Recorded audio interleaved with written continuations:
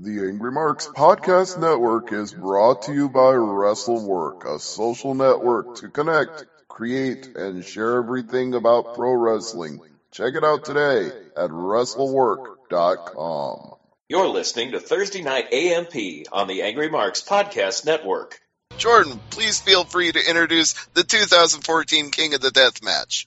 Yes, indeed. The 2014 King of the Deathmatch, the Bulldozer, Matt Tremont. How are you doing tonight, Matt?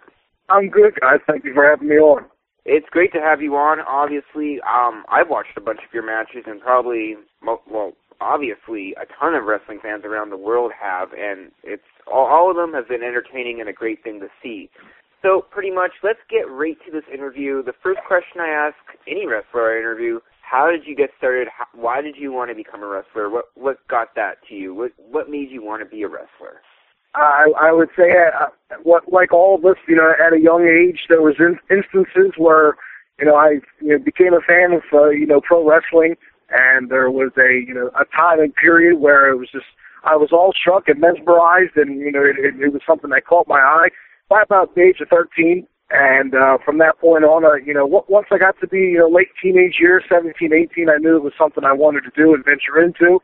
Obviously did the backyard wrestling for a long time and came to the realization that, the backyard's fun, but now it's time to properly get trained and get into the business itself. And January 2007 was when I first broke into the business under a banner called AWFR, America's Wrestling Fundraisers. It was a group of guys in Upper Darby, Pennsylvania that I would break in the business with and take my initial bumps in early 2007. So, correct me if I'm wrong, you were trained by Doc Summers. What were some valuable things you learned during the start of your training? Doc's been around a very long time. He, along with a guy named Dan Loria, Stephen Morgan, were, the gentlemen I initially, took my early bumps with and my, introductory to the business. Guys that have been around, the local journeymen, mostly known throughout the tri-state area and small regional promotions. And, learned a lot from them. They were my first instances of the business, and, you learned what to do and what not to do from those guys early on. And they were, they taught me a lot early on. They were that first olive branch extended, and, I would learn from them and then go on to the next place and to the next place. But always thankful for them, breaking me in and, passing their knowledge on to me, which would, eventually, show off, and I'd be able to continue to, this day to continue to make them proud. So they were very, very influential, and I learned a lot from them guys. Making your debut, obviously, as a professional wrestler in this business, after all your training and all the hard work that you've gone through, how did you feel when before your first match? Were you really nervous? 100%. My first match in 2007 was at a small little VFW hall in Seaside Heights, New Jersey, for a small company called New Age Wrestling, and I was green as grass, maybe trained 3 to 4 months at the time, and then I was thrown into my first match. I knew my basics. Was I far along enough to step in there? Probably not, but that's how you learn the game, when you actually go in the ring and perform in front of the crowd, and that's when you really start to learn, the stuff in and outside of the ring. Very nervous, very excited, and I knew back then that's when the journey began, and it would be a long road ahead, but, those early matches really, they stood the test of time for me and, really gave me a glimpse of what the wrestling business is and what I was getting myself into. So I got the first few basic questions covered. I will be back to ask you some more questions, but for now, back to Stevie. All right. Well, Matt, what I wanted to ask you about first off was your feud with DJ Hyde in 2012. I think a lot of wrestling fans remember that feud, and I want to get your memories of doing battle with the owner of CZW and actually being fired in the story until you came back with a big win to get reinstated. Yeah, man, that feud itself, it started from the first day, from my inception into the combat zone. DJ was out there after my very first match, and for the preceding 18 months, we would build that going into the following year's Cage of Death. And within that feud and rivalry, it cultivated to 3 different matches: the Tango Web match, the Redemption match, where I got fired afterwards, and then leading to the big Cage of Death blow-off. that feud really elevated me in the eyes of not only the men and women in the locker room, but the CZW faithful on the other side of the guardrail, and really cemented me in with the fans. And I was a made man at that point. I could do no wrong in the eyes of the fans, and really did a lot for me. Feuding with DJ, learning from him, and really took me to the next level. Not only just in CZW, but in professional wrestling itself.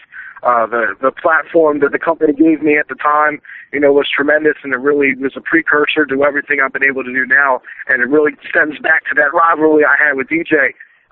It was a simple story. It was good and evil. It was the up and coming kid, representing ultra violence and the old of CZW, bridging that gap with the new against the evil owner, DJ Hyde. Simple booking 101. And, things got hot and heavy after I finally beat him. I had my redemption from the Tango Wed match, and then he would proceed to fire me, in Townsend, Delaware at Marklandsville Acres. And then for the following 2 shows, I would then, sit in the crowd. I'd buy a ticket and sit amongst the CZW faithful like I used to years ago when I was a paying fan, growing up as a teenager. I would then get rehired, earn my job back in a tag team match, which then all culminated to him wanting to shatter my dreams, and that was to beat me at the Big Cage Death in December of 2012. Looking back on all that, because of that feud and rivalry with him, I was a made man, and very, very fortunate to be able to be put into that position and spot at that time, and it did a lot for me. I'm, very, very thankful and appreciative of that feud, and I can always say probably one of my favorite things I've done so far in the business. And I can always reflect back to that, period in time, and, it really did a lot for me going forward. Yeah, it definitely propelled you on to even bigger things, and definitely left a legacy on the wrestling business that it still stands the test of time. And one of the things that I find noteworthy about that feud is when you describe DJ Hyde as evil, it almost seems like you had to raise your level of viciousness and find a partner like New Jack where you could combat evil by getting somebody to take out his handpicked men in Joe Gacy and Ron Mathis. And the only way you could do that was with New Jack. 100%. If I had to have anybody on speed dial that night to help me out, who better than the original gangster New Jack? So he was very vital in me getting my job back, beating, like you said, Mathis and Gacy. I would then get thrown through a pane of glass that night to set up the cage, but the original gangster New Jack helped me get to that Cage of Death match and eventually live a lifelong dream, and that was main eventing Cage of Death inside the demonic structure known as the Cage of Death. Absolutely. But before I talk a little bit more about that cage, I just want to know your personal impressions of New Jack, because you hear all kinds of stories. He's got crazy shoot interviews out there. What's it like dealing with him in person? Besides the one instance where we tagged, I also worked with Jack in the Scramble WrestleMania weekend a few years ago at PWS. Both encounters I've had with Jack, whether it was at PWS or CZW, always a pleasure. As long as you do, good business with him, he's a veteran, he knows what he's doing, and he's been doing it for a long time. As long as you go with the game plan and you work with each other, you can do nothing but good business. And, I had a lot of fun working and tagging with New Jack, and man, I had nothing bad to say. He was one of those guys in ECW I enjoyed watching, and it was, something I can look back on now. I was able to throw the X up and, tag with him while Natural Born Killers played. So personally, for me, personally, it was very cool and always very easy to work with. As long as you go with the game plan. Some people like to, go off the game plan, and that's when bad things happen, and that's when New Jack's got to be New Jack and do his thing. But, as long as you do good business, you do good business. Right, and I think that's actually how New Jack maybe unfairly got the reputation is people try to mess with him or shoot on him, and then he has to bring out the original gangster and show them that he's an ECW original, and he's not to be played with. 100%. But again, we talked about the Cage of Death and how you came out on top.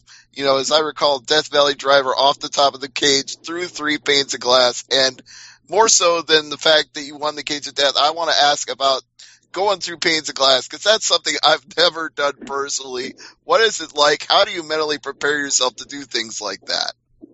I don't really think there's any mental preparation as far as with a bump, with the scale of that kind of bump, and in deathmatch wrestling in general. You have to have a good idea of what you're getting into beforehand, and it's one of those things where, myself and DJ Hyde are on top of the Cage of Death. The structure we're standing on is not very big. He was about a triangle size. And, we're two big guys trying to maneuver around there as safely as possible to come off this structure to crash through another one. Anytime getting thrown through or going through panes of glass is never pleasant. Definitely, it'll cut you up good, and you'll come out very bloody.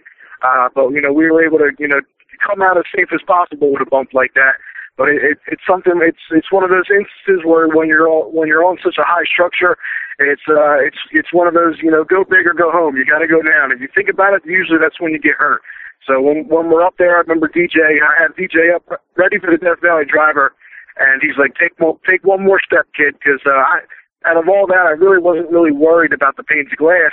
I was worried about the pieces of wood holding the panes in place. But they were sticking up in the air, so I was more worried about getting impaled on one of these pieces of wood. But fortunately, we were able to hit that Death Valley driver spot on, and for a very dangerous spot, we were able to come out pretty unscathed. Which is good at the end of the day and at the end of a match like that. But definitely a crazy bump, and I think a memorable finish that people will remember us, at least when it comes to CZW and cage death matches for a long time. Yeah, it stands the test of time. It'll be a legacy, like I said before. People will always remember that match. But you've continued to go on to success after that. I already mentioned in the introduction of the show that you won the 2014 King of the Death match. So tell our listeners a little bit about that experience as well. I mean, it's, for as far as deathmatch wrestling goes in the United States, there are 4 prevalent and 4 top deathmatch tournaments. There's the Carnage Cup, the Masters of Pain, Tournament of Death, and King of the Death matches. And I've been fortunate enough so far at that point in time to win Carnage Cup and Masters of Pain.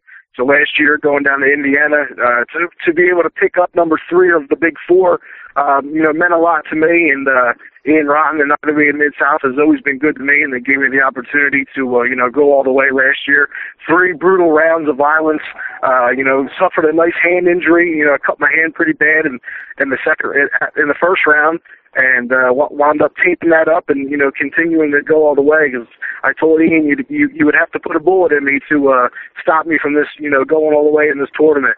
And to be able to survive 3 rounds of violence and brutality and come out the king of the death matches meant a lot to me personally, growing up and watching that tournament on tape and going to shows itself.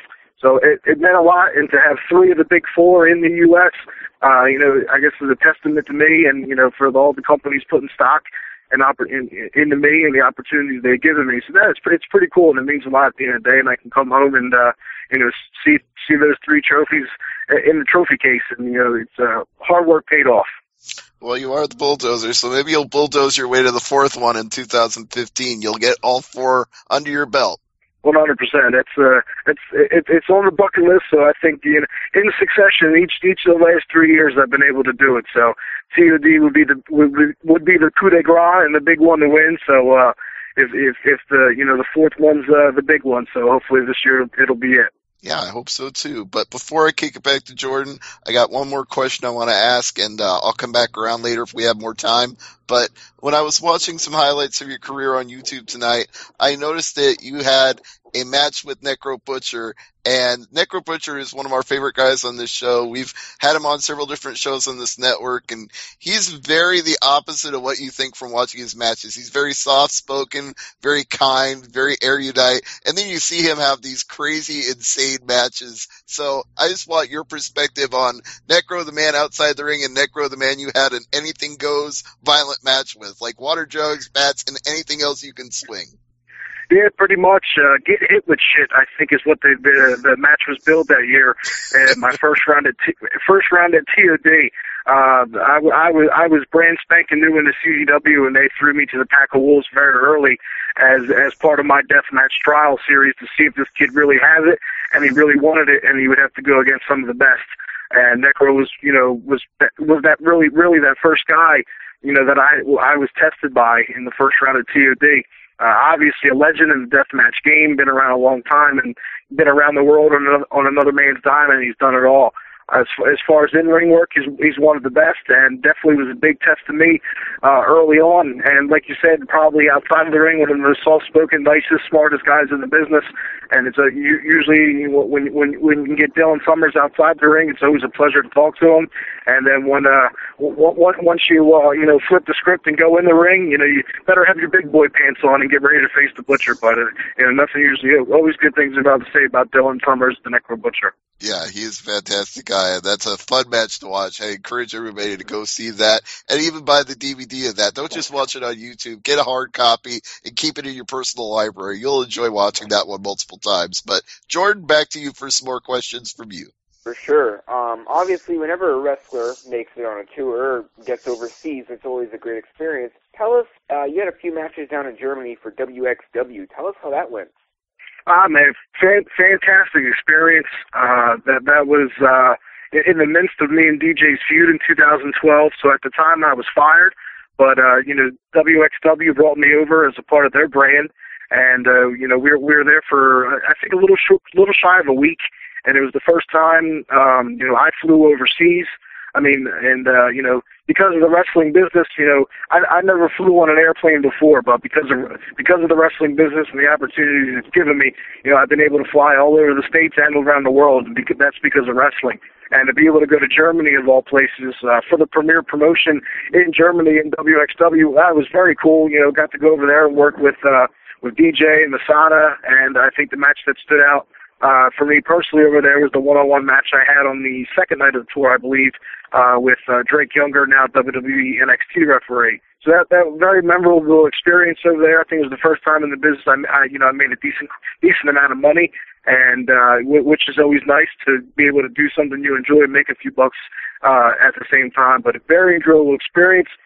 Promoters were great. The fan base is very raw and in your face and very appreciative of what we're doing in the ring, and I had a blast, and I look forward to going back sometime in the near future. Awesome stuff. And obviously, one day I would love to make the trip down to Germany. It's always great there, and great wrestling action for sure.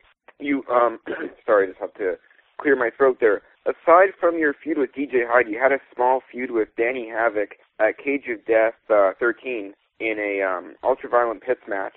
Tell us how that went about and how it went.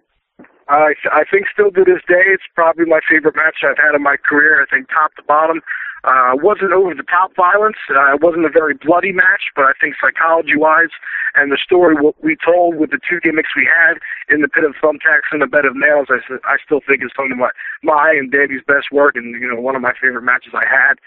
Going into that match, very nervous. It was my first Cage of Death at the famous CCW arena, so I as a young person in the business, I was on cloud nine at the time. But for the match to go as well as it did, I think one of the memorable, occurrences that took place of that match is obviously my foot getting impaled in the bed of nails. I had one of those shock and awe moments, a gasp you could hear from the crowd, which made that match even more memorable. So still to this day, almost 3-4 years later, one of my favorite matches I had was with Danny at that Cage of Death that year. So obviously in deathmatch wrestling, it's very scary. Even like for fans to watch those matches, it kind of makes you cringe. How long did it take for you to adjust entering the curtain and having these death matches?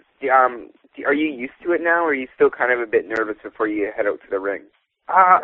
It's definitely changed over the course of being in the business longer now, opposed to when I first started. Definitely the nervousness and butterflies are still there. I don't think they're not as there as much as they used to be. I think I'm definitely more comfortable, more calm, and more ready to as I say to a lot of people, man. Now it's just another day at the office. I show up to work and I do my job, and hopefully the fans get their money's worth. And myself and my opponent in the ring, we make it out of there safe, and we try to give the best performance we can. But I think now really the only place I still truly do get nervous and get those butterflies is at CZW, and it's always been like that for me because it's my home base, and it's still probably the biggest promotion I work for with the most eyes on it. So I always try to go out there and give a little bit extra, not to take away from any other places I work, but CZW always gives me that little extra anticipation going into the next one. But definitely, obviously a little bit more calmer and cool and collected about it now. But the butterflies, they got to be there, because if they're not, then that's when you got to hang up your boots. For sure. What do you, any, like, say someone wants to break into the business, become a wrestler and all that, but not just a wrestler, but a wrestler who does death matches, any advice to people that want to get involved with that? I mean, for me personally, at a young age, it was the style and genre of wrestling that caught my eye. When I was, one of the first things I ever saw was the first ever King of the Death matches from Japan in '95 with Funk and Foley and Sheik and Terry Gordy and all those guys. And at a young age, the young virgin eyes of hardcore wrestling, this is what it caught. And I knew this was something I would later get, want to venture in. And obviously, before going into something like this, I think you have to be aware of the repercussions and the mental and physical toll it's going to take on your body. I'm 26 years old, but I'm pretty banged up, and I probably feel like I'm 45 and have trouble, getting out of bed in the mornings. Usually, my wife has to pull me out of bed.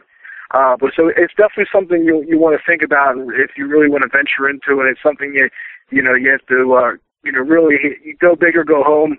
And you really have to be ready for it. Obviously, I wouldn't want to get into if I had to tell anybody as far as getting into the business just to be a deathmatch guy, definitely not the way to go. Definitely get into the business, find a reputable school, and really learn the ropes and the craft of the business properly, and try to become the best worker you can, and having a good grasp on the actual basics and fundamentals of the business in and outside of the ring. And then if you want to venture into something as like the deathmatch realm, and if it's something you really want to do and give 100% to and dedicate your mind, body, and soul to, because it's going to take its toll, then, if it's something you want to do, by all means go for it, if that's what you wanted to do. At 17, this is what I wanted to do, and I knew what I was getting myself into, and, I was fortunate enough to, break in at a good place and, listen to the right people and have the right people guide me. And I think I've been able to make out pretty good. So definitely, word of advice would be finding that reputable school, learning the ins and outs of the business, your basics and your fundamentals. And then if you want to do the violent and crazy stuff, by all means, and try to stay safe and have fun doing it. Last question before I bring it back to Stevie. A big accomplishment for you was winning the 2012 Confidence of Pain as you defeated Stockade in that match. Tell us how that night was for you. Very, very cool, man. I mean, obviously, it was the first big deathmatch tournament I won out of the Big Four in the States. And, for IWA East Coast to, give me that opportunity and put that stock into me to, go 3 rounds and beating Devin Moore, Danny Havoc, and Masada, one of the top deathmatch guys in the business. I guess, a testament to me at the time, and, for them to put that stock into me, I can always look back and, saying, 2012 was a hell of a year, and pretty much, the year that really, really skyrocketed me, in and out of CZW. As far as outside of the feud with DJ Hyde, Masters of Pain was that next big thing to really give me, a chance to shine and show people like, hey, this kid's really here and he means business. And obviously, he's doing the right things, and he's now the Master of Pain. So I can look back at 2012 as, really a launching pad to, what I'm able to do today, and the things like Masters of Pain, I'm able to do that stuff. Awesome stuff. I'll bring it back to you, Stevie.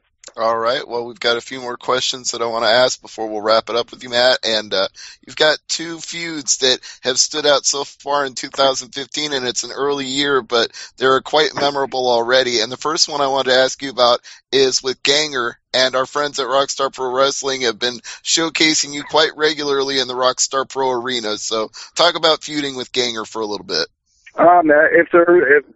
For me personally, if there's really one promotion that I really like going out to every month now, it's Rockstar out in Dayton. They have a great fan base that's diehard to their product, that they put forth every week and every once a month for the odd pay-per-views.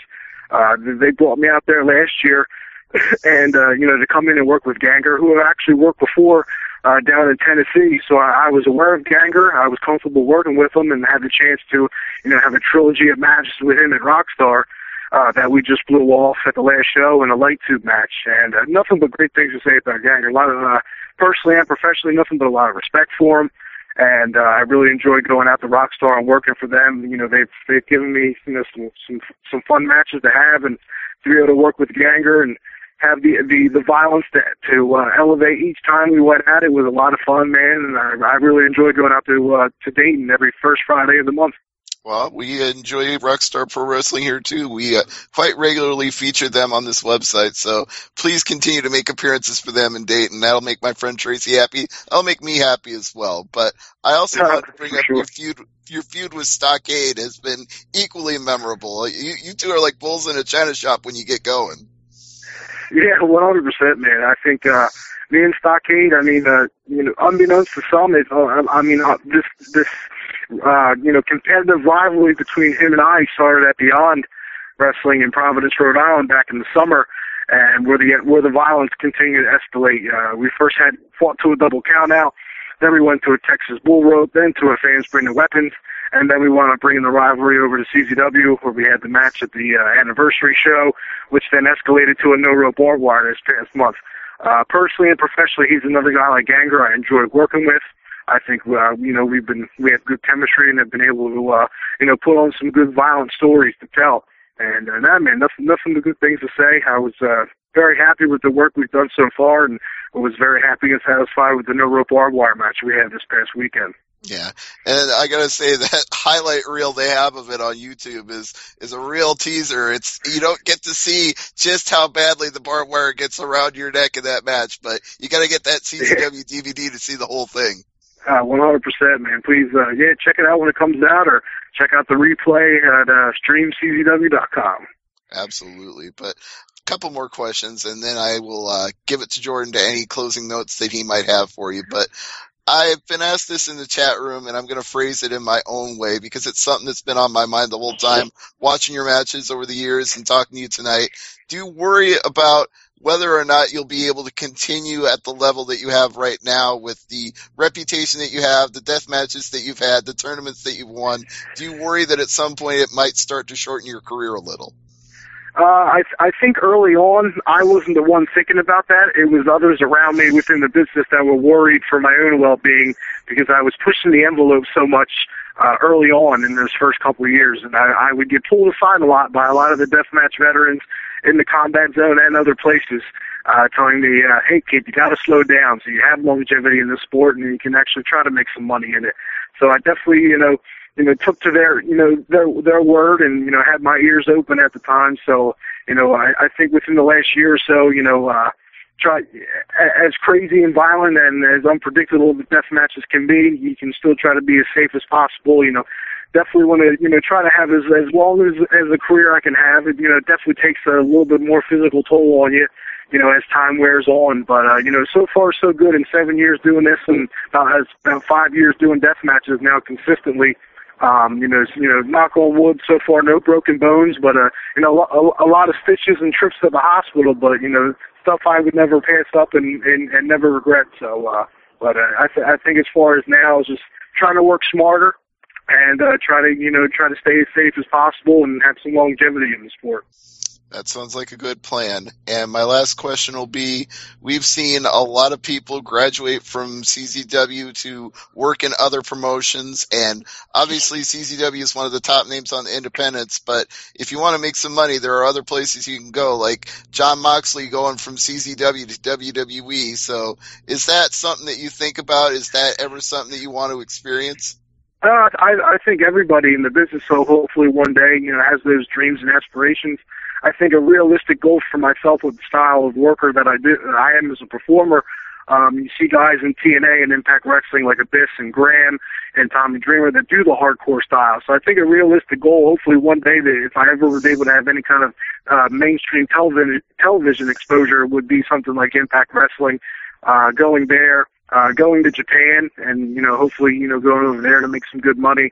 And, perform and apply my craft over there are two big goals of mine. Hopefully I'll be able to, stay healthy and hopefully get over there one day. I hope so too, but I'll give Jordan the final word. So, Jordan, if you have any other questions that I haven't asked, go ahead at this time. I think we both covered everything. It was great having you on, Matt. And pretty much my last question is tell us about your upcoming events and some plugs that you got for yourself.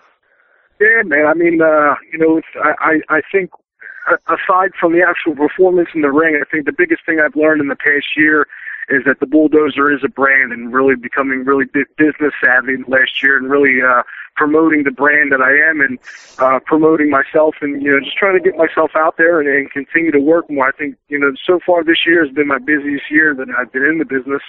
And, you know, to have a full schedule and to be booked up right now to about mid-July is, you know, very humbling, and I'm thankful for that, to be able to probably making the best money I am right now in wrestling and to be able to, you know, keep a full schedule. Actually, tomorrow I'll be venturing to Queens, New York, and taking on the Innovator of Violence, Tommy Dreamer, at the New Elks Lodge for ICW. And once that wraps up, I'll be heading in a car, jam-packed with other gentlemen in the business, 9 hours to Ottawa, Canada, for a match with Tyson Dukes at Capital City Championship Combat, C4 Wrestling. And then I'll come back home to the States for a few days, head back to Canada, and then another Midwest swing in the beginning of April for Rockstar Pro, for Vicious Outcast Wrestling. So very thankful to, you know, be able to keep a busy schedule and, you know, to be able to travel up and down the East Coast. So a lot of things to look forward to, and, you know, I'm looking forward to all of them. Thank you so much for being on tonight, Matt. It was great getting you on and having you on, and hopefully you can be on another time soon. Oh, Not a problem. And Matt, before you go, you're on Twitter at Tremont ZZW, correct? Yes, sir. At Tremont CZW on Twitter. At Tremont CZW, I'm on Instagram now. My wife handles the Instagram. I got so many social media stuff to account now. Also on YouTube at Tremont CZW for promos and matches, and Matt-Tremont.com is the official website I launched about a month or so ago. So, you know, very, very accessible and easy to get a hold of for, you know, for bookings. And if you're looking to check out the work, you have a lot of social media to get a hold of to, you know, find my craft on there. So, but I appreciate you guys having me on tonight. Thank you. It's our pleasure, Matt, and hopefully we'll have you back on again in the future. Take care of yourself and continued success in the wrestling world. Thank you guys. You guys do the same. Take care. All right. Have a good night.